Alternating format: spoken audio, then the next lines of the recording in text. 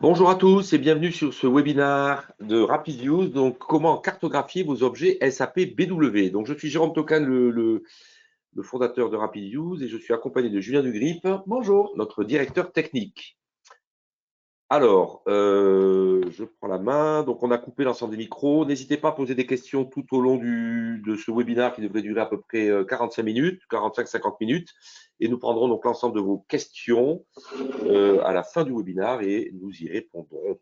Nous allons parler de RapidViews et de sa plateforme, pourquoi cartographier donc les objets SAP BW, et on prendra des cas d'utilisation clairs et vous montrer justement comment fonctionne notre outil. On parlera de cas clients, de pricing et on prendra l'ensemble de vos questions-réponses. RapidViews, on est un éditeur de logiciels spécialisé dans le monde des analytics et l'idée c'est vraiment d'accélérer les déploiements des projets analytics autour des technologies, entre autres SAP principalement. Alors, on considère, en gros, qu'est-ce qu'on a fait? On considère qu'autour, dans ce nouveau monde de SAP, donc le nouveau monde étant le fait que vous devez tous migrer vers ce fameux S4HANA, qu'on passe de systèmes anciens vers des nouveaux systèmes qui sont basés sur une nouvelle technologie qui est donc HANA, hein, la nouvelle base de données in-memory de SAP. Donc, ça change le concept parce que c'est pas les mêmes systèmes. Et bien sûr, sur ces nouveaux mondes SAP, on considère que on peut peut-être utiliser des fondations parce qu'au final, tout le monde utilise les mêmes tables de SAP à 90%. C'est pour ça qu'on a créé ce qu'on appelle des contents. Des contents, c'est des data marts pré-packagés qui travaillent, qui sont capables d'être installés sur du ECC HANA, S4HANA ou sur du SAP DataSphere. Et derrière, eh bien, pour finaliser un projet, on a besoin de gérer bien sûr les spécifiques des clients, plus de maintenir tout ce qui touche au monde des analytics. C'est pour ça qu'on a développé une plateforme de gouvernance qu'on appelle donc la plateforme RapidViews. Donc aujourd'hui, on va être plus focalisé sur la partie plateforme RapidViews et sur donc le sujet BW. D'accord? Jusqu'à un mot, qu'est-ce que c'est que nos contents? Parce que c'est la première chose qu'on a développée pendant quelques années. Eh bien, dans l'ensemble du monde SAP, on a développé ces concepts de table de P, table de dimension et de schéma en étoile, on appelle ça des data marts, sur lequel on renomme l'ensemble de tous les champs et on fournit des exemples de rapports. Toute cette partie-là est ce qu'on appelle nos fondations, nos business content, nos pré-packages qui s'installent à nouveau sur du ECC HANA, sur du S4 HANA ou sur du SAP DataSphere ou du HANA Cloud. Et on a à peu près aujourd'hui 25 clients qui utilisent cette fondation pour accélérer leur projet Data Warehouse. Aujourd'hui, sur cette partie-là, on a à peu près 60 data marts. On a des data marts cross-modules qui vont mélanger des composants finance, de la partie stock, de la partie vente. Donc, on a des choses très, très, très avancées. Hein. Beaucoup de clients veulent faire des rapports avancés dans le monde de SAP et souvent, ça va être compliqué hein, d'aller trouver, de galérer au milieu des fameux CDS View, des vues et de redévelopper tout ça. Et si vous aviez des pré-packages qui font gagner du temps, donc c'est ce qu'on a développé à travers donc RapidViews. Mais à nouveau, voilà, je le dis rapidement, mais ce n'est pas le sujet hein, de ce webinaire. Et on fait ça donc sur l'ensemble des modules FICO, SDM, MPP, QM, EWM, PM, PS et à la partie Ariba.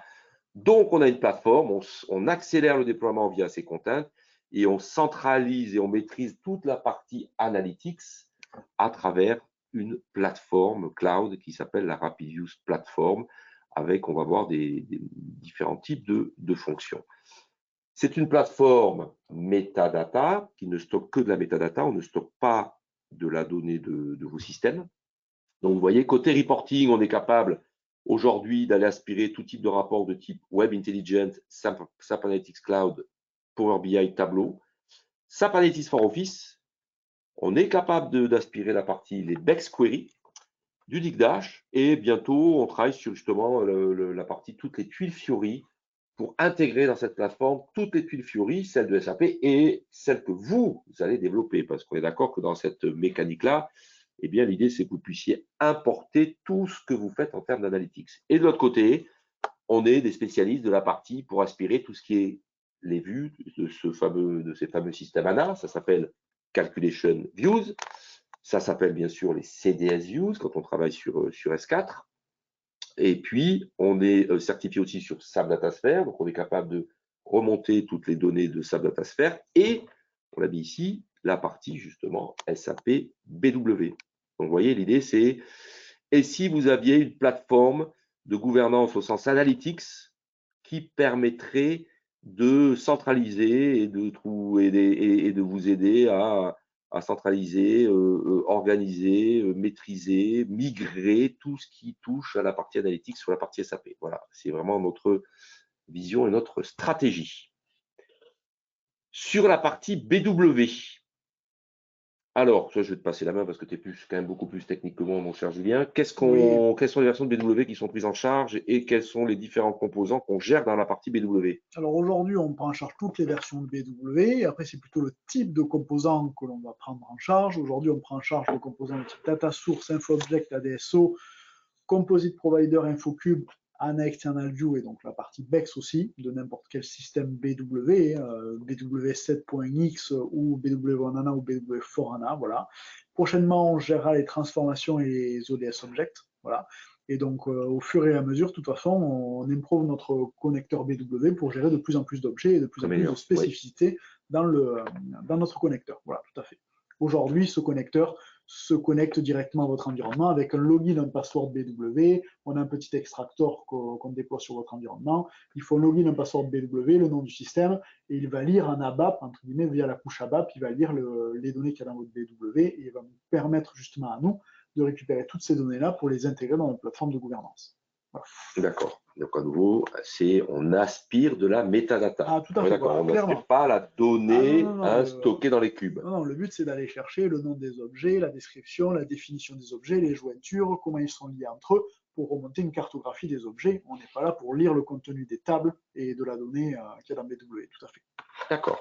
Bon, tu vas nous montrer ça après. Alors pourquoi cartographier les objets SAP BW? Alors déjà, quand on parle de gouvernance, hein, nous, on essaye voilà, c'est ce que j'ai essayé de vous expliquer, que je redis, c'est vraiment d'être sur la partie gouvernance analytics, BI gouvernance. Hein, on ne veut pas être un outil de gouvernance data au sens large, comme des Colibra ou des Alation ou des aidants boutiques qui ont des centaines de connecteurs, où il faut des owners, des data stewards, des ownership, et bon, c'est souvent des projets très complexe. Hein. Nous, on n'est pas dans ça. Nous, c'est comment aspirer le plus rapidement possible tout ce qui touche aux analytics et vous fournir de la valeur le plus rapidement possible pour fondamentalement deux catégories d'utilisateurs, les BI managers et les développeurs BI et les consommateurs de rapports.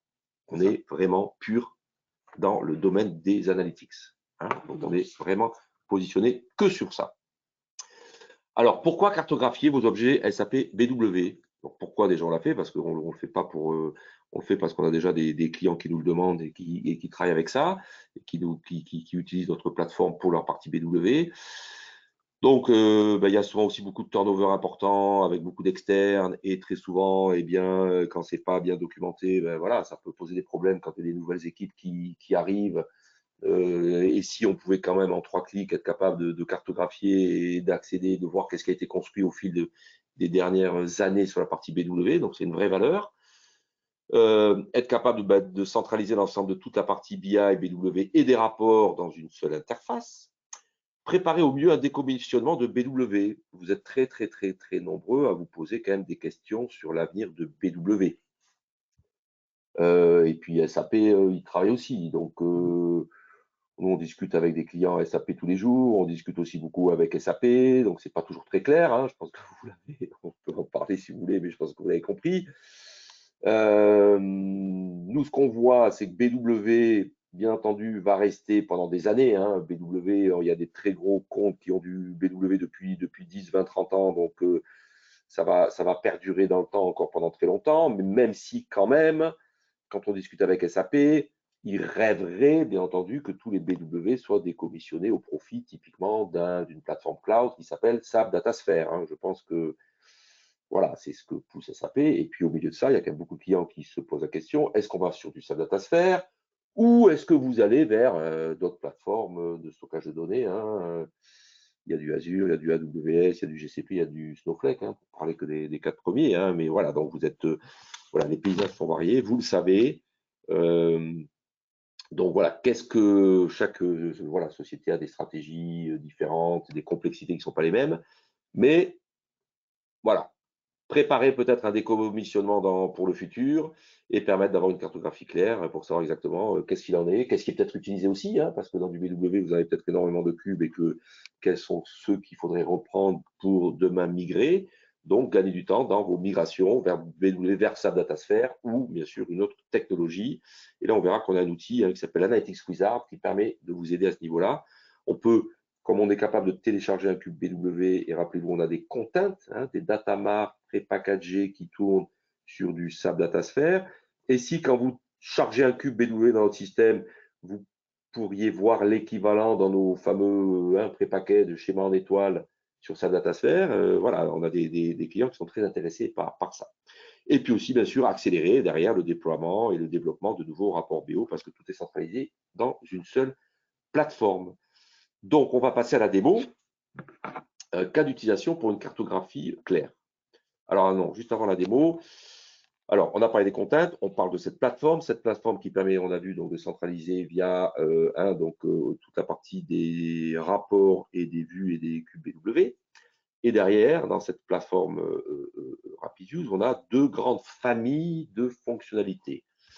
On a des fonctionnalités pour les BI services, donc les BI managers et les BI développeurs. On parle de search, de data lineage, d'analyse d'impact.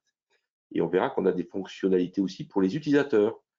On catalogue, on a un business catalogue. Vous avez une vision par catalogue, par business de l'ensemble de vos rapports et de l'ensemble de vos indicateurs, ce qu'on appelle le Analytics et le KPI Hub. D'accord? Alors, maintenant, on va être plus focalisé sur la partie BI Service. Je suis un utilisateur, je veux chercher l'information dans l'ensemble de mon référentiel BI. Donc, on va passer à la démo. On va maintenant… donc, Julien, je te passe la main. Donc là, tu ouvres… Là, l'idée, c'est d'ouvrir la plateforme et alors, la plateforme de RapidViews. répondre aux différents use cases. Alors là, il y en a un premier aujourd'hui qui est de chercher une information dans l'ensemble du référentiel. On va voir, on va en faire 5-6 aujourd'hui des use cases.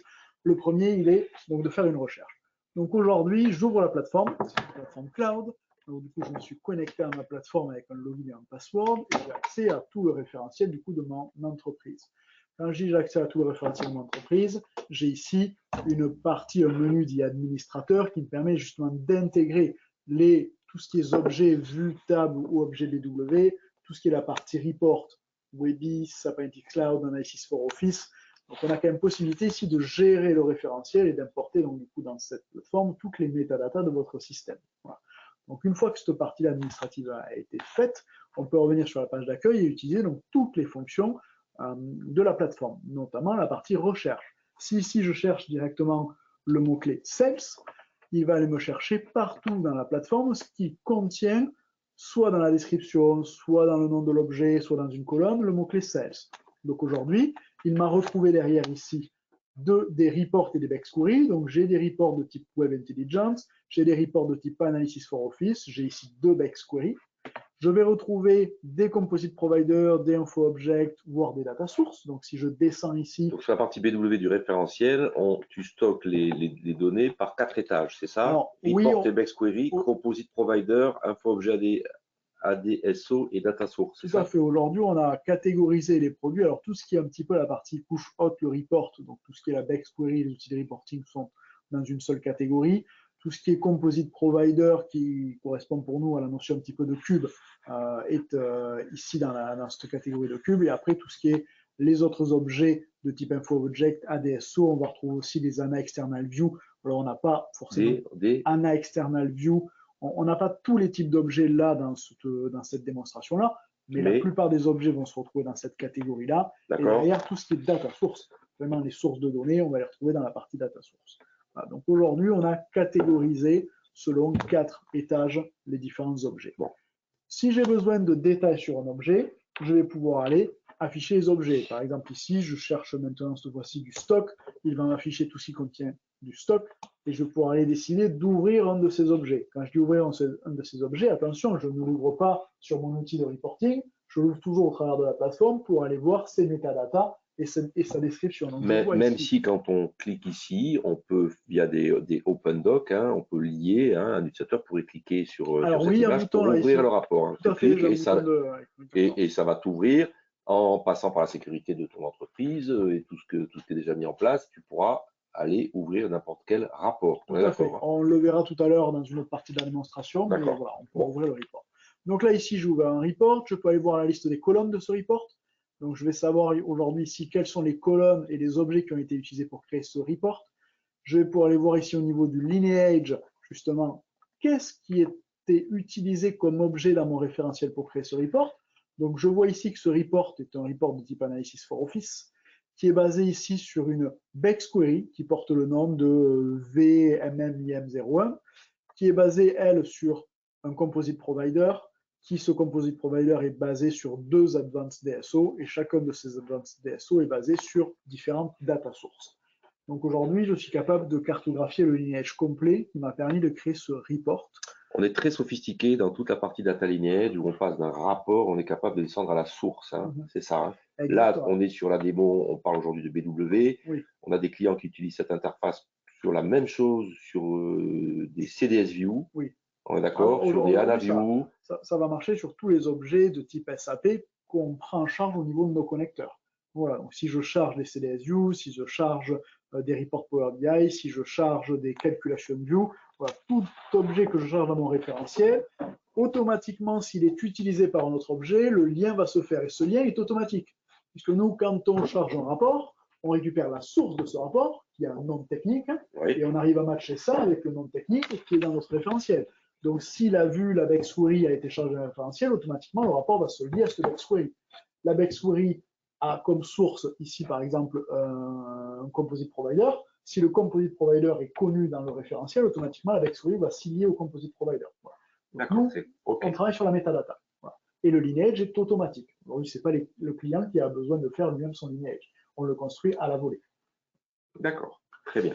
Ici, si je reviens sur les colonnes, puisque je vous ai montré un lineage global de mon report, si je reviens sur les colonnes ici, je vais pouvoir afficher directement le lineage d'une colonne. Si je prends ici cette colonne value stock quantity, si je regarde ici le lineage de cette colonne, je vois exactement l'objet utilisé et dans quel cube ou dans quel on va dire, advanced DSO il a été utilisé.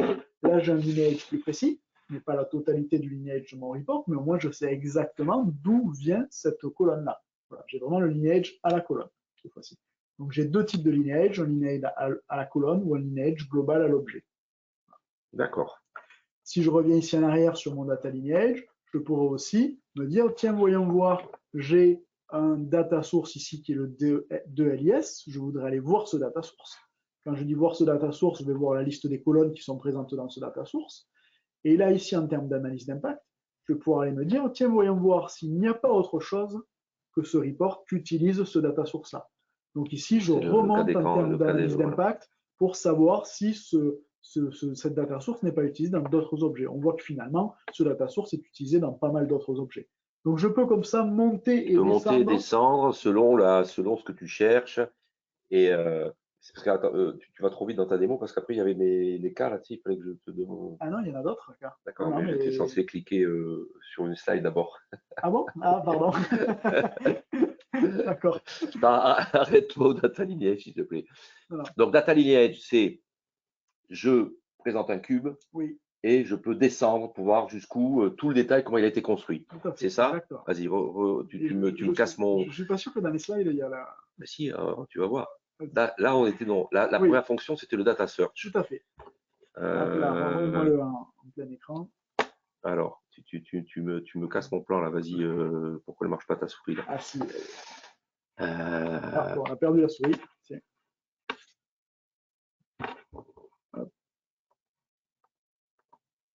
Donc ça, c'était la première fonction que tu étais censé présenter, c'est le search. Après, tu t'es emballé là, tu étais tellement passionné que tu allais aller trop vite. Après, quelles sont les données sources de mon rapport ou de mes objets SAP BW? C'est ce que tu as montré, le data lineage. Exactement, le data lineage. D'accord, donc j'ai un rapport, j'ai un BW et je veux voir les données sources de mon rapport. Tu es descendu à un BW, de BW, tu es descendu jusqu'au détail. C'est ce que tu viens de montrer. Tout à fait, c'est vrai que comme j'ai ouvert l'objet. Voilà. Tu n'as pas respecté ce qu'on avait dit. Donc là, c'est une copie d'écran de ce que tu as montré. J'ai mon rapport. Alors, je récapitule pour voir si j'ai bien compris. J'ai un rapport. Tu as cliqué sur ici, c'était la Bex query. La Bex query. OK, parce que dans BW, c'est une Bex query. C'est ça. Et derrière, on est accédé ici au fameux. Au composite provider. Au composite provider avec derrière ses sous-parties. Tout à fait, exactement. Et juste pour, voilà, si on avait été dans un rapport classique qui accède par exemple à un BO, qui accède à à une base plus classique. On aurait eu le rapport, on aurait eu ce qu'on appelle un univers ou un Oui. dataset, un data model. Derrière, on aurait eu un data mart avec ses différents composants. Tout à fait. D'accord? Voilà. Donc, ce que je veux dire par là, c'est que notre partie data lineage fonctionne dans ce monde très particulier qui est BW, qui est une technologie propre à SAP. Oui. Mais si j'étais dans un monde plus relationnel, quand on utilisait Calculation View, des CDS View, et que j'utilise un outil de type Business Object, Power BI, Tableau Software Oui.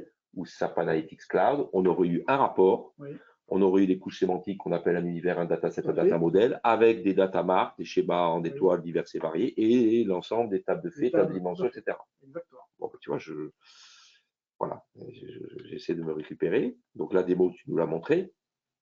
L'analyse d'impact, donc si j'effectue une modification au niveau d'un cube SAP BW, quel serait l'impact sur la couche de reporting? C'est ça que je vais vous montrer maintenant sur ma démo. Merci. Exactement. Donc aujourd'hui, Voilà. si je reviens ici sur ma démonstration, donc l'idée aujourd'hui, c'est de partir par exemple d'une source de données. On va revenir ici sur mon référentiel de base. On va avoir ici la liste de toutes mes sources de données. Donc là, tu descends tout en bas. Je descends tout en bas. Alors si je cherche par exemple dans les sources de données les deux LIS, il va me trouver ici toutes les sources de données. LIS, rappelle-moi, de le nom LIS, c'est. Alors, le 2LIS, c'est une source de données sur la partie stock. Voilà, donc c'est quelque chose qui est assez connu. C'est dans le monde BW. Après, je peux chercher n'importe quelle autre source de données. Mais l'idée, voilà, c'est ici derrière d'avoir les différentes sources de données. Donc, je les affiche toutes ici à l'écran. Moi, j'ai une question piège pour toi. Mm-hmm. Parce que tu m'as cassé mon fil de démo, donc je vais te challenger. Il y a des business content BW standards. Oui, mais ça par exemple, le 2LIS, c'est un data source standard de BW. On les a tous intégrés dans notre référentiel ou pas? Oui, aujourd'hui, on les a intégrés à partir de notre BW à nous standard. Voilà. On en a combien à peu près? Ben là, regarde, il y en a, si j'enlève les deux LIS, voilà, on va avoir ici 1718 data sources, 642 ici objets de type, tu vois, il y a 324 Advanced ADSO, 314 info object, 4 tables fonctions.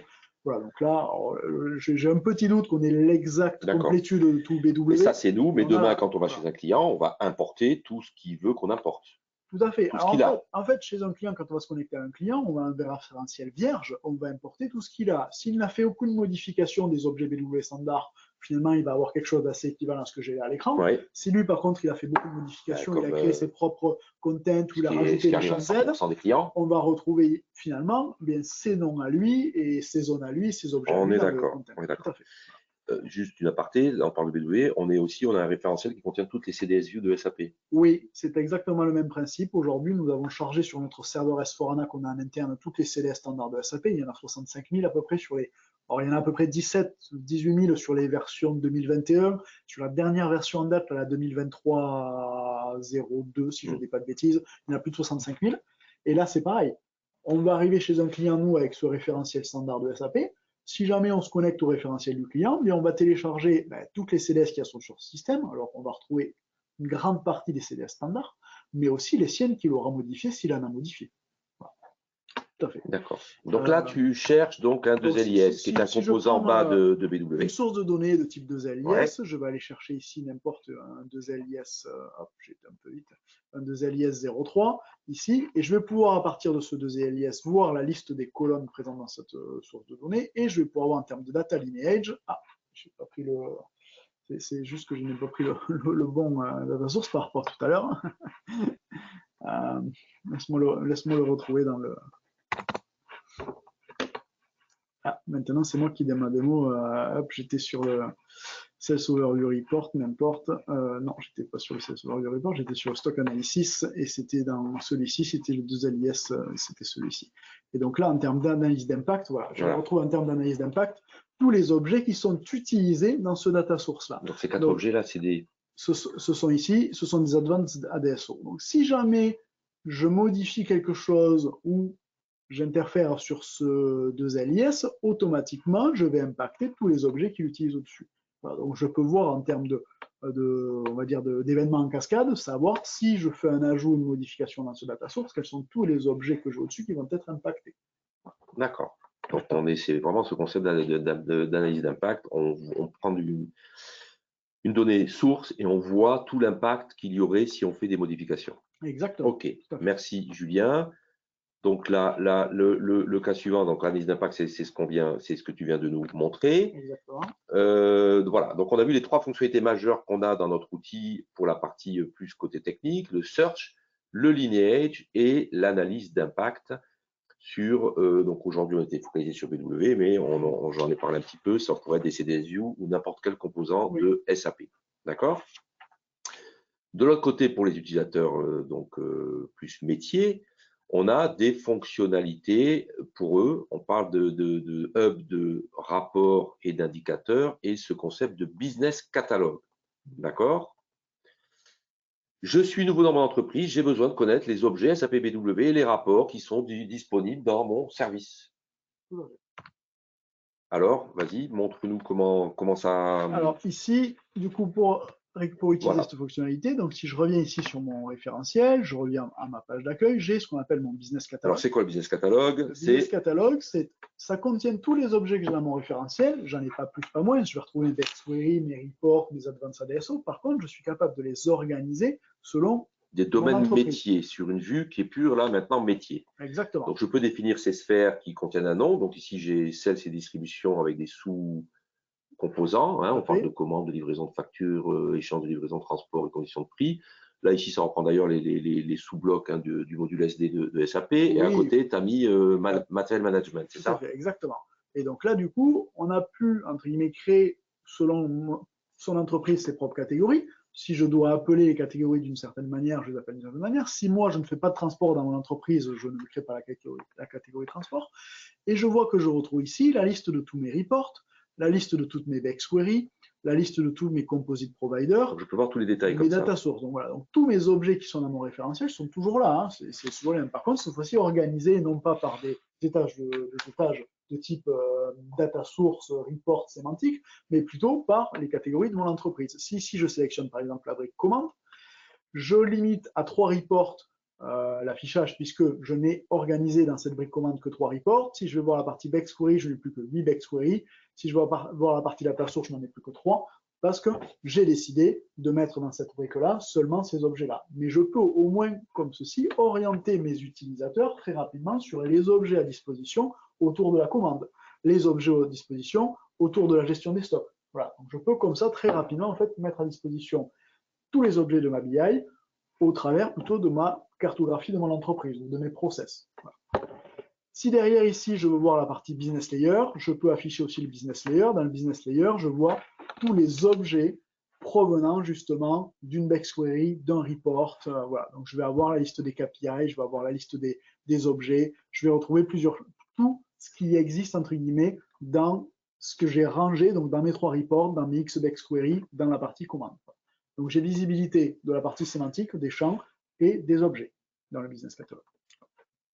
Donc c'est vraiment un moyen d'organiser l'information et on verra après quand on va utiliser l'Analytics Wizard, ça permet de pouvoir trouver, de naviguer, permettre au BI Manager de retrouver toute l'information. Oui. Et on va voir donc ici un utilisateur pourrait tout simplement savoir grâce à ça quels sont les rapports disponibles. Donc ici on parle de rapports qui sont liés à BW, mais ça pourrait, voilà, on s'est arrêté là. Mais ces 3 rapports qui s'appellent ici, donc l'icône que on voit, c'est du Web Intelligence et du Office, là, qui pointe derrière vers un cube BW. Oui, tout à fait. Alors là, je peux déjà rouvrir ce report et quand tu rouvres son rapport, on peut retrouver comme tout à l'heure avec toute la partie analyse d'impact, les colonnes, etc. Voilà, la première page, c'est une information et ici la description. Tu pourrais cliquer ici si tu avais un lien, ça irait ouvrir le rapport dans votre propre référentiel en passant par toute la mécanique de sécurité. D'accord.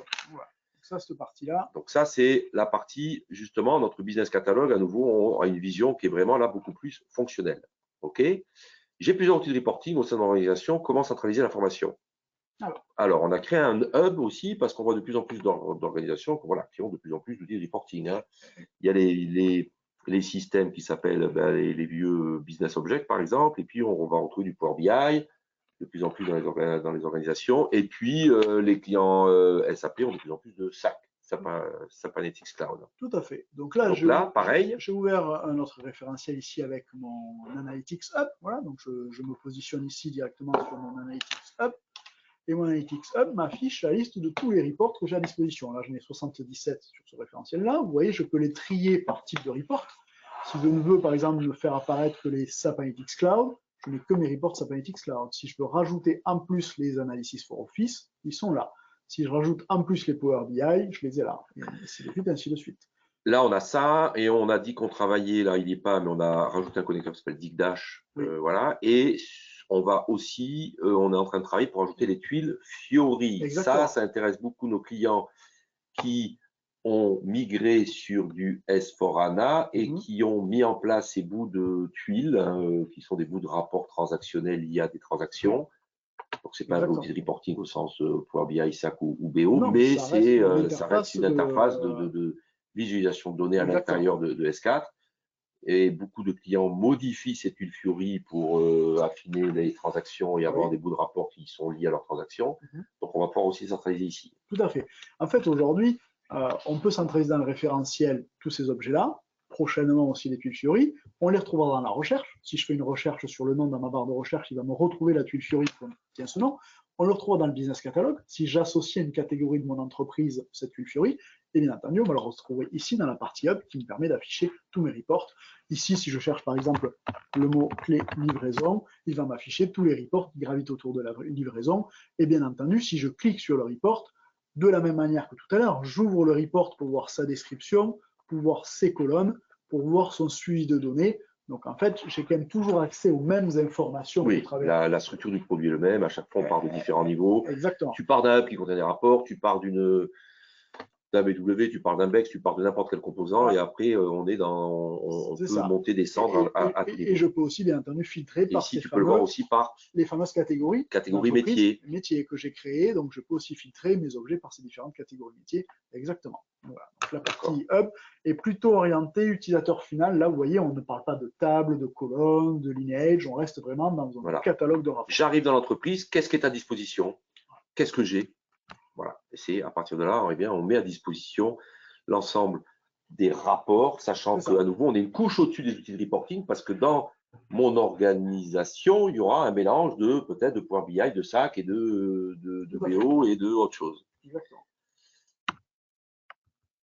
OK. Et quels indicateurs sont utilisés au niveau financier? Comment trouver des nouvelles idées? Quels sont les indicateurs disponibles dans mon entreprise? Donc là, qu'est-ce qu'on a? Là, c'est pareil, on va avoir toujours la même chose. Donc ici, c'est le hub, on a vu de rapport. C'est le hub de rapport. Si je reviens ici sur mon référentiel, si je prends mon KPI hub ici, j'ai ici… Donc là, c'est une vision par indicateur, c'est ça? C'est plutôt une vision par indicateur, tout à fait. Alors, bien entendu, un indicateur qui est utilisé dans un report, donc je vais avoir l'information sur quel report c'est utilisé, mais j'ai vraiment ici la vision par KPI. Donc ici, si je fais une recherche sur le stock, il va me rechercher tous les KPI contenant le mot-clé stock. Donc tous les KPI gravitant autour du stock. Voilà, il peut y en avoir beaucoup. Hein, là, j'en ai 12 sur ce cas de figure-là. Et il m'a trouvé ici en face certains reports, certaines backstories, parce que le KPI a été calculé ou a été utilisé dans ces objets-là. Mais donc, attends, que je comprends. La colonne de gauche te montre le nom de l'indicateur. La colonne centrale me montre en fait dans quel report cet indicateur est utilisé. Voilà. D'accord, report ou backquery, voilà. D'accord. Et on voit le type. Et on voit le type d'objet justement sur lequel c'est utilisé. Et de la même manière. Le type de rapport. Alors le type d'objet, puisque ça c'est un rapport, ça c'est une backquery. Voilà. C'est plutôt le type d'objet dans lequel le KPI est présent.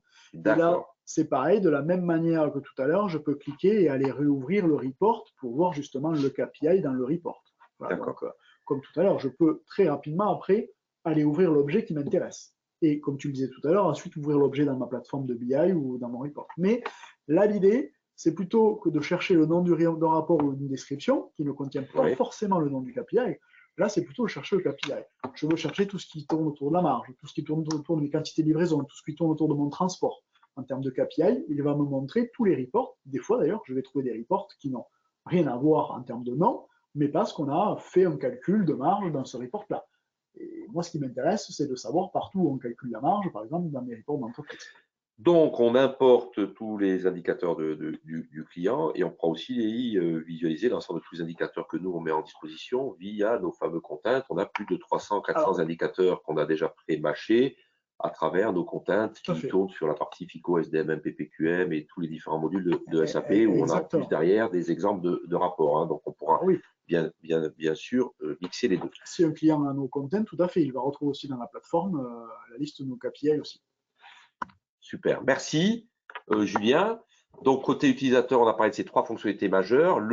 La partie catalogue qui permet de centraliser, de visualiser l'information par domaine métier, avec un hub qui contient d'un côté les rapports et d'un côté les différents indicateurs. On a aussi créé, et ça c'est une vision qu'on a aussi, c'est au milieu de tout ça, comment pouvoir créer de nouveaux rapports ou de nouveaux cubes ou de nouvelles vues.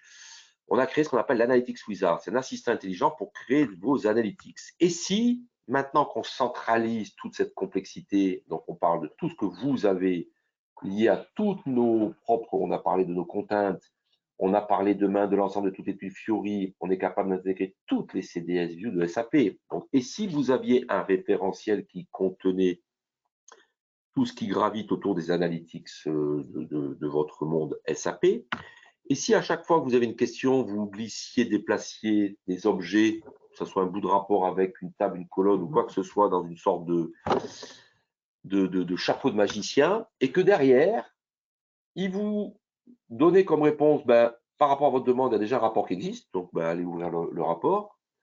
S'il n'y a pas de rapport, il pourrait y avoir une couche sémantique qui contient l'ensemble des objets demandés. Alors, dans ces cas-là, vous ouvrez votre outil de reporting et vous allez chercher via votre univers, votre dataset, votre data model, ou dans BW, ça s'appelle un Bex Query. Un Bex Query, vous trouverez l'ensemble de ces objets et vous ferez votre requête. Et si ce n'est pas le cas, c'est là où ça devient intéressant. Et si vous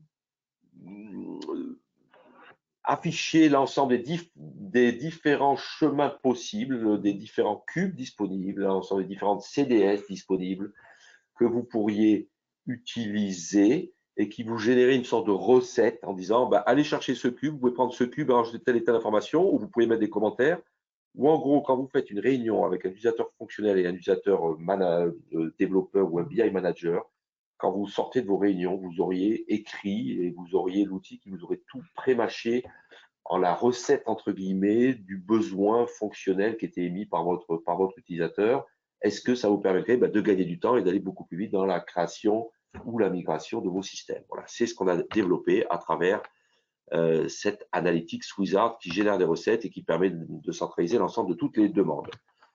Montre-nous comment ça marche, Julien. Alors, si je me reconnecte ici sur un de mes référentiels, sur ce porte, alors je prends juste un référentiel où j'ai quand même pas mal de données. C'est toujours plus intéressant pour générer des reports. Si je vais dans mon business catalogue, là je prends un référentiel où j'ai pas mal de données, ce qui me permet d'avoir une couche sémantique assez complète. Si je prends par exemple ici la livraison au niveau de ma partie vente, si j'ouvre ici ma couche sémantique, je vais retrouver la liste de tous les KPI, de toutes les données transactionnelles, master data que j'ai gravitant autour de ma livraison. Donc quand je dis gravitant autour de ma livraison, tout ce qui provient de mes différents reports, Bex Query ou objets rangés dans la partie livraison. Je vais aller ouvrir ici le panneau du wizard à droite. Et ici, dans le panneau du Wizard, je peux y glisser, déplacer n'importe quoi. Je peux y glisser, déplacer un rapport, une Bex Query, un cube ou un objet. Pourquoi? Parce que ça va être, on va dire, mon point de départ. Qu'est-ce que je vais vouloir faire? Si ici, dans ce cas de figure, je me dis que je voudrais, tester d'analyser les quantités de livraison par date de livraison et par nom de client, on va chercher le nom ici du client et par nom de client. Voilà, donc j'ai la liste des objets que je cherche à analyser, que j'ai glissé ici dans mon wizard. Je veux voir ce qui sort de ça. Lorsque je lui demande d'afficher les résultats, le wizard fait un calcul. Ah.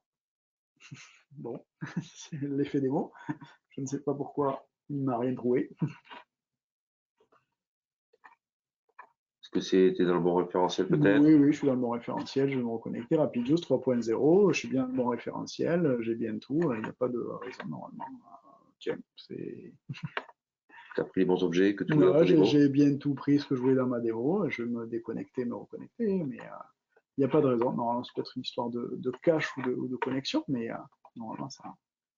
Donc, tu rentres sur la partie. Je vais afficher la couche sémantique concernant la partie livraison.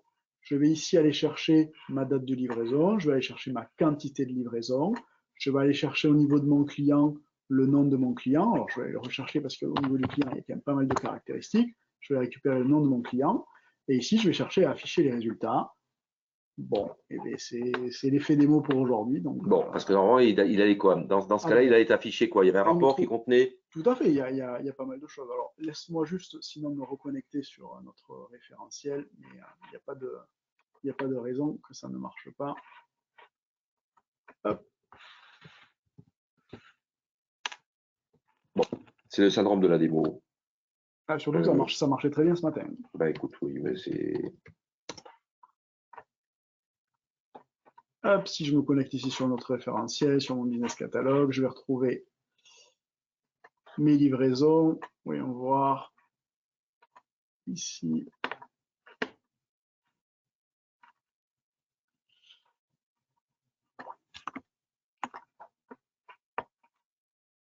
Si je prends ici ma date de livraison, alors c'est vrai que cette fois-ci je suis sur une version qui est en anglais, mais je vais retrouver quand même les mêmes objets, hein, mon customer name, ma quantité de livraison, ma date de livraison. Si ici j'affiche les résultats, automatiquement ici le référentiel va me chercher, le wizard va chercher au niveau du référentiel tous les reports, toutes les sémantiques ou tous les objets, n'importe quel type d'objet, qui me permettent de répondre à ma demande. Alors, je suis désolé, c'est un petit peu long, je suis sur une autre plateforme, mais ça va, le résultat va arriver. Et donc, du coup, une fois que le wizard va m'avoir affiché tous ces objets, moi, en tant que développeur, je vais avoir plusieurs choix. Je vais trouver certains choix qui vont répondre correctement à ma demande, et où derrière, je vais avoir un report, peut-être une sémantique ou une vue qui contient bien ces objets, où je vais retrouver des objets qui répondent partiellement à ma demande, mais on va voir qu'avec la notion de lineage et de recettes, ils vont m'aider à y répondre. Là, donc ici, il te trouve 3 rapports, mais tu as le rapport avec une coche verte pour dire que ce rapport contient 100% des éléments demandés. Alors oui, je vais pouvoir aller le vérifier aussi au niveau des colonnes. Il me check bien que les 3 objets sont bien trouvés et existants dans le report. Bon. Si je prends le deuxième report qui est en dessous des livrets autifs, qui n'a pas la coche verte, il me dit qu'il y a 2 objets sur 3. Bon, d'accord. Voilà. Donc je sais que déjà, j'ai un report dans mon référentiel qui répond à ma demande. Si je veux voir côté sémantique, puisque peut-être que ce report-là est un report corporate, je ne vais pas forcément le toucher, j'ai plutôt envie de partir d'une sémantique et de créer moi-même mon propre report. Bien là, j'en ai 2 sémantiques vertes qui contiennent l'ensemble des objets. Exactement, qui correspondent. Donc je pourrais imaginer, dire, tiens, je crée un nouveau report, Analysis for Office, Webby, WebVA, peu importe, et en utilisant cette couche sémantique. En utilisant cette source de données, exactement, sur couche sémantique. Sinon, j'ai des objets de type vue. Qui classent de façon décroissante par rapport au plus proche qui répond à ta question, à ta demande, c'est ça? Exactement. Alors que souvent, une couche sémantique est quand même un agglomérat de plusieurs data sources. C'est vraiment l'outil final qui va être utilisé par l'outil de reporting. La couche sémantique est souvent beaucoup plus complète qu'un objet, qu'une table ou qu'une vue. Mais par contre, le système va quand même me donner la liste de toutes les vues ou tables qui permettent de répondre plus ou moins à ma demande. Donc là, ici, en termes de lineage, je vais voir ici que j'ai finalement la F-Delivery, cette vue qui contient mes 2 indicateurs ici en vert, et j'en ai une autre, cette dim customer, qui contient mon name. Par contre, à moi maintenant, en tant que développeur, si je dois utiliser ces objets-là, de faire une jointure ou un lien, et je peux aller voir ici au niveau de la recette. La recette, alors, la recette, il te dit quoi? C'est juste du texte, il te dit prenez ce F-Delivery Datamart et rajoutez dans ce cas-là la nouvelle dimension customer, une jointure, pour activer le champ name. Tout à fait. Alors, bien entendu, ça ne fait pas le développement à ma place, mais par contre, vous voyez, ici, sur chacun des objets, je vais avoir une recette différente. Donc, il va m'aider quand même, en fonction de l'objet de départ, il va m'aider à développer justement. Donc, quand je glisse des places des objets de l'ensemble de mon référentiel, je vais accéder via cette interface. Il va me trouver ici sur le panneau gauche l'ensemble des différents itinéraires un peu possibles, un peu comme dans Google, les différents cubes qui se rapprochent de ce que je veux faire. Là, c'est mon libre arbitre de savoir est-ce que je prends, il y aura par exemple si c'est une CDS View de SAP que je réutilise, ou je réutilise un cube que j'ai déjà développé en interne, ou j'utilise si j'ai acheté les contents de RapidViews des bouts de mes contents. Donc vous avez le champ des possibles. Exactement.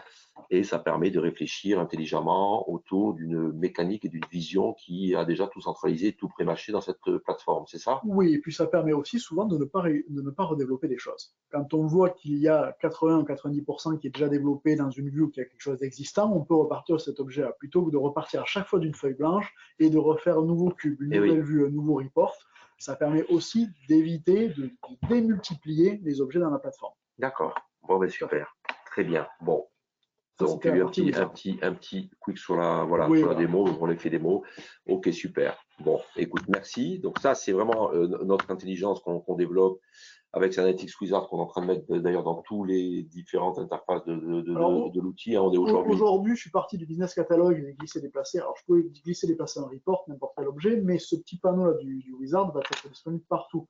Admettons À que tous j'ai les. ouvert un report parce que il m'intéresse et que j'aille dans la liste des colonnes du report, je pourrais drag and dropper une colonne du report C'est ça. directement dans ce wizard. C'est ça. Bon, ben super. Donc, on a vu sur la partie gouvernance qu'on pouvait donc maîtriser le contenu avec justement toute la partie centralisation, hein, avec la partie data lineage et analyse d'impact. On a parlé justement de toute la partie hub, de rapports, d'indicateurs, de catalogue et de ce fameux wizard hein, qui permet justement d'accélérer le déploiement de tout type de cube ou de rapport. Merci. On va avancer, terminer. On va parler rapidement de cas clients. On a à peu près aujourd'hui 25 clients qui utilisent notre plateforme RapidViews et l'ensemble de nos contents. On est très fiers d'avoir déjà 6 références actives sur la partie SAP Datasphere. On a Total Energy, Exertis, Souci Group, Engie, Louis Dreyfus Compagnie et Sunstar qui utilisent SAP Datasphere. On a beaucoup de clients qui utilisent nos contents directement sur du ECC Onana et sur du S4HANA, ces fameux contents pour faire du temps réel et fournir à leurs utilisateurs des couches sémantiques améliorées pour réutiliser leur outil de type Power BI, SAC ou Business Object pour faire vraiment du reporting avancé en temps réel. Ça marche très très bien. Et beaucoup de clients, tous ces clients utilisent bien sûr notre plateforme avec de plus en plus de clients. Alors, on a des clients ici spécifiques, par exemple un groupe allemand, on ne peut pas dire le nom, mais qui utilisent par exemple, eux, ils n'ont pas acheté nos contents, mais ils utilisent notre plateforme pour centraliser l'ensemble de tous leurs CDS View qu'ils ont développés depuis très longtemps. Et l'objet BW. Et les objets BW. Et il manque des références, justement, on va en parler juste après. On a des clients aussi qui utilisent cette plateforme que pour la partie BW. Oui. Donc, le premier cas, c'est ce fameux gros groupe allemand qui utilise ici l'ensemble, qui a des tonnes de CDS View et qui utilise et qui centralise toutes ces CDS View à travers notre plateforme. Exactement. Et derrière leur rapport qui est du Power BI, du tableau et du Web Intelligence. Donc ça, c'est un cas, ils utilisent l'ensemble de nos fonctionnalités. Audioptique en France qui a fait l'acquisition de nos modules SD, MMPP et notre plateforme et qui aussi importe tous ces cubes BW parce qu'ils sont en train de les décommissionner, c'est ça, au service de la partie ANA. Tout à fait. En fait, aujourd'hui, tout va rentrer dans S4HANA. L'idée, c'est que la partie reporting, la partie transactionnelle, bon, la partie transactionnelle, ça c'est normal, de ECC va être migrée dans S4HANA, mais la partie aussi décisionnelle de BW va être migrée dans S4HANA. Donc aujourd'hui, on va directement utiliser les CDSU ou des tuiles Fiori dans S4HANA. Pour remplacer leur vieux BW. La partie BW, exactement. Ils ont une petite partie aussi Microsoft Fabric à côté pour on va dire, consolider de la donnée provenant de données non SAP avec SAP, mais l'essentiel du travail va être vraiment fait sur la partie S4HANA. Donc, grâce à notre plateforme, ils ont été capables de cartographier leur existant et de voir qu'est-ce qu'ils devaient switcher dans ce nouveau monde S4. C'est ça? Voilà, c'était 2 cas rapides clients. On a aujourd'hui, je vous dis, à peu près 25 clients qui utilisent notre plateforme et nos contents. Pricing, comment ça marche? On vend notre plateforme RapidViews 15 utilisateurs, 15 000 € pour 5 utilisateurs, qui permet d'accéder et de pouvoir tout importer. Hein, donc, c'est plus pour aujourd'hui des BI managers qui vont centraliser l'ensemble de tout. On a vu de tout leur outil de reporting, de toutes leurs vues, leurs cubes, leurs BW, les CDS View et tout ce qui touche donc à l'environnement SAP, sur lequel on peut, sous forme donc de souscription, et en souscription, si vous faites acquisition de nos modules, nos fameux contents dont on va parler au début, on est à 5 000 € par content et par an. D'accord? Donc voilà notre pricing list qui est un pricing list en mode souscription et la brique maîtresse, la première brique, c'est la plateforme RapidViews. D'accord? Voilà, merci.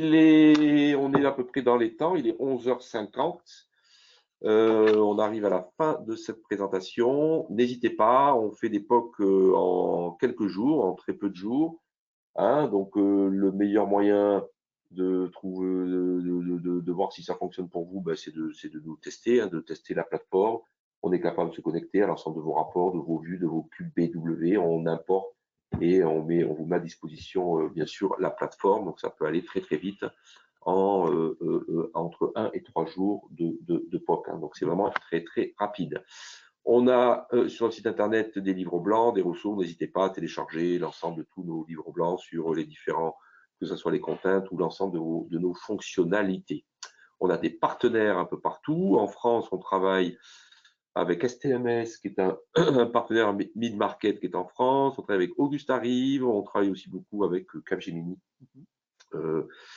Qui nous pousse beaucoup, hein, et avec qui on travaille chez Total, chez Engie, chez Louis Dreyfus, voilà, sur des grands comptes SAP. Voilà, merci à vous tous de nous avoir suivis. J'espère que ça vous a plu. N'hésitez pas à nous poser des questions. Je vais regarder. Attends, je vais remettre la liste des. Voilà. Si jamais vous souhaitez nous contacter, je vous mets à l'écran les différentes personnes, donc Pierre Meilleur, moi-même ou Jérôme, et je vais regarder la liste des questions. Voilà, n'hésitez pas à nous poser des questions. Alors, c'est moi qui dois ouvrir dans l'outil de chat les questions. On a des questions. Voilà. Est-ce qu'on peut avoir les slides? Oui, nous allons vous envoyer l'ensemble des slides que vous avez eus aujourd'hui pendant cette présentation. Tout à fait. Vous recevrez aussi un lien pour le replay si vous voulez revoir, si vous voulez partager la vidéo du webinaire à des collègues. Comment fonctionne l'extracteur BW? Alors, j'en ai parlé rapidement au début. En fait, aujourd'hui, c'est un petit utilitaire qu'on vient de télécharger donc, sur le poste de travail. C'est un exécutable. Donc, côté client. Côté client, tout à fait. Donc, vous l'installez sur votre poste de travail. Cet exécutable, quand vous le lancez, va vous demander un login, un password et le nom du serveur BW. Login BW et password BW. Donc, en fait, il va se connecter à votre système des BW un peu comme un outil de reporting. D'accord. Et il va, du coup, derrière, aller récupérer donc, les informations dont on a besoin. Donc, il crée un fichier, il crée son propre fichier? Il crée son propre fichier et c'est ensuite, à partir de ce fichier-là, que vous allez pouvoir importer dans la plateforme. Voilà. Dans notre plateforme, vous faites fichier importer ce fichier qui contient toute la structure. Exactement, tout à fait. Et quand tu l'importes après, tu dois… voilà. Alors, quand on l'importe après, on a une petite fenêtre d'administration qui montre tous les objets qui sont importés. On peut faire de l'import en masse automatique. On peut sélectionner quels objets on veut importer, quels objets on ne veut pas importer. Mais la condition préalable, c'est d'exécuter on appelle ça le Minority Extractor, ce petit exécutable pour justement générer l'export de votre système BW. Quels sont à nouveau les objets BW que vous importez? Donc, quelqu'un qui pose des questions sur peut-être voir plus à nouveau le détail. Là, tu avais une slide. Alors, on avait la slide justement sur les objets BW. Ils sont ici. On va avoir les Bex Query. On va avoir derrière les… Laissez-moi vous le mettre à l'écran. Remonte. Elle est ici. On va avoir donc, tout ce qui est objet source, les data sources, on le voit. Les info objects, les ADSO, les composite providers, les infocubes, les ANA external view, ça c'est plus pour les clients qui sont sur du BW on ANA ou for ANA, les Bex Query, qui sont réalisés avec l'outil Bex Analyzer, qui permettent justement de se connecter à un cube BW et d'être utilisé au travers d'un analysis for Office, voire même de Web Intelligence. Et après, prochainement, on est en train de travailler justement pour importer tout ce qui est les objets de type transformation ou gross objets. Transformation, ça veut dire? C'est tous les objets qui permettent de transformer la donnée, des objets scripts. Alors attention, quand je parle d'objets scripts, on ne sera peut-être pas capable de parser tous les objets scripts, mais le but, c'est voilà, au fur et à mesure de parser de plus en plus d'objets dans notre connecteur. D'accord. Combien de business content avez-vous? On nous demande une question sur nos je reviens ici, voilà. Alors aujourd'hui, on va avoir 9 business content, FICO, SD, MM, PP, QM. Donc c'est les corps modules de SAP, ça? Oui. PM, PS et SAP Ariba. Et derrière, ça représente à peu près 1300. Alors, on se source sur à peu près 1300 tables SAP. Il y a environ 60 reports. Donc, vous voyez, ça fait à peu près 6-7 reports par content, 350 KPI, un peu plus de 20 datamarts cross-modules et 60 datamarts. Donc, aujourd'hui, en moyenne, un content est composé de 50, 70, 80 vues, 70, 80 KPI, 5-10 datamarts. On se source sur vite 100 ou 200 tables SAP, 7-10 reports. Et après, on a des datamarts cross-modules. Donc là, par exemple, on a des datamarts qui permettent de mélanger l'information entre la finance et les sales, entre du sales et du material management, entre de la production et du stock. Voilà. C'est une question sur SAP Datasphere. Comment importez-vous les données dans SAP Datasphere? SAP Datasphere, donc c'est la plateforme cloud de SAP qui est poussée pour créer des data warehouse. Alors nous, aujourd'hui, on se sert des fonctionnalités propres à SAP Datasphere.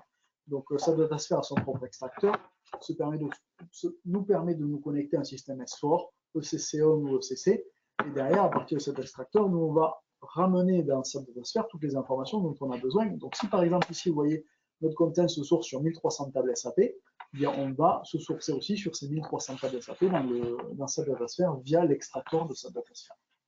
On a quelques clients qui n'utilisent pas l'extracteur, qui ont décidé d'utiliser SLT ou directement une formation de suite de SAP, mais ça reste des produits SAP. Voilà, on reste quand même aujourd'hui dans la mécanique SAP pour intégrer les données dans SAP Datasphere. On intègre les données, on replug nos contents sur SAP Datasphere. La partie BW qu'on appelle BW Bridge, c'est pas des choses aujourd'hui, on est d'accord. Alors aujourd'hui, nous on touche pas cette partie-là. On touche pas cette partie-là, on est d'accord. Le BW Bridge, c'est un pont vraiment entre un vieux système BW et SAP Datasphere. Nous aujourd'hui, notre passerelle et notre pont, il est fait entre le système transactionnel, entre ECC on HANA ou S4HANA et le SAP Datasphere. C'est ça. C'est ça. Tout à fait. Comment importez-vous les CDS View dans votre système? Alors aujourd'hui, de la même manière que le connecteur BW que j'ai expliqué tout à l'heure, on a toujours ce Minority Extractor qui va nous demander quel type d'objet on veut importer. Si je sélectionne des CDS View, il va me demander l'URL entre guillemets de mon serveur S4, un login et un password SAP, et derrière, il va me lister l'ensemble des CDS View. Alors, je peux les filtrer par composante applicative, par les différents paramètres que j'ai dans SAP, et c'est là que je vais sélectionner quel CDS View je veux importer dans ma plateforme. Il va donc générer un petit fichier de metadata contenant toutes les métadatas des CDS View que j'ai sélectionnés, et ensuite, je vais aller importer ce fichier dans la plateforme comme j'importerai le fichier BW. Même outil, même fonctionnement, sauf que cette fois-ci, c'est un compte S4 et pas un compte BW.